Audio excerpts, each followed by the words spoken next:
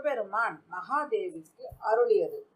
உபமன்யு முனிவர் அவ்வாறு கூறியதும் ஸ்ரீ கிருஷ்ணமூர்த்தி அவரை நோக்கி, மானுட தேகம் கொண்டு வந்த தெய்வமே, அந்த சிவபெருமானை உமாதேவியார் கேட்ட கேள்வியையும் அதற்கு அவர் சொன்ன பதிலையும் கேட்க ஆவலாக இருக்கிறேன், தயவு செய்து கூறுங்கள் என்றார். உடனே உபமன்யு முனிவர் சிவபெருமானை தியானித்து சொல்ல துவங்கினார்.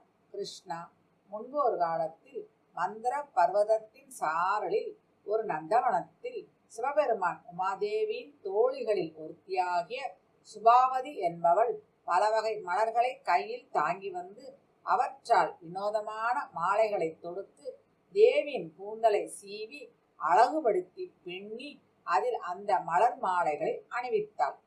சிவபெருமான் அப்பொழுது உமாதேவியை எடுத்து தம் தொடை மீது இருத்தி கணங்கள் எல்லோரும் வந்து துதி